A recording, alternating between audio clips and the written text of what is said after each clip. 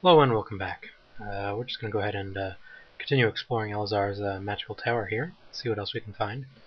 And this floor seems to be more of the same, mostly the same enemies and same sort of decorations, I guess.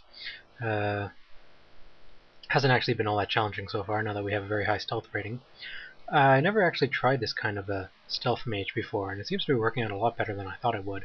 I mostly just thought the points in stealth would be pretty much wasted, but it seems that his stealth rating is high enough that he's pretty much infallible, and he doesn't have to worry about the sort of at times dubious sniping mechanics that the scout has to rely on, and as well the duration on the shadow spell is really high right now, mostly because of our extremely high mysticism.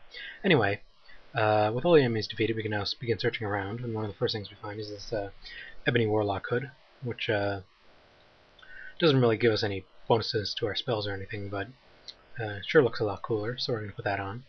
And one of the bookshelves over here has something called the Tome of Burning Pit, which increases one's ability to cast Fireball. So if we go ahead and equip that, our damage on our Fireball spell will increase by about 33%, which is a nice bonus. And this bookshelf over here has another one of these magical scrolls on it, so we'll take that as well. And the last thing of interest in here is this floating little book here, and it seems to be the big talking book that Elazar was talking about, and we can reference pages 491 and 673.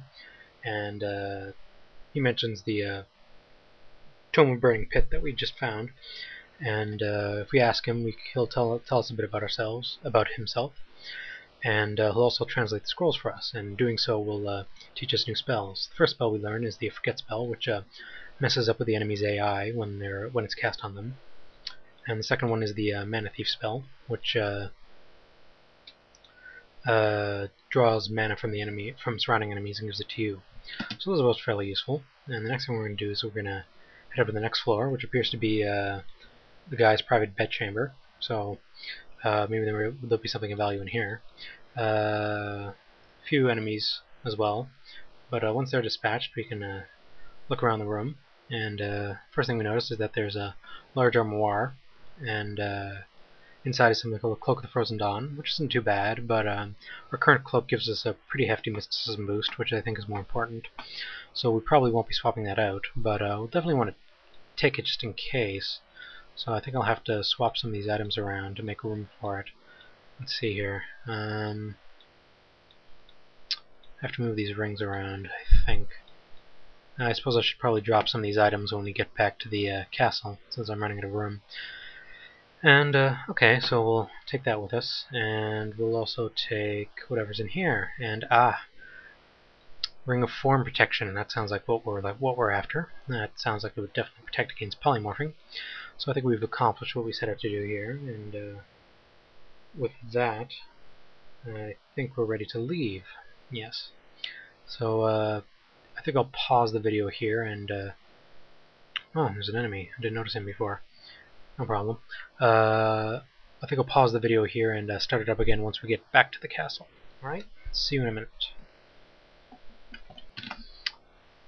Oops. There we go.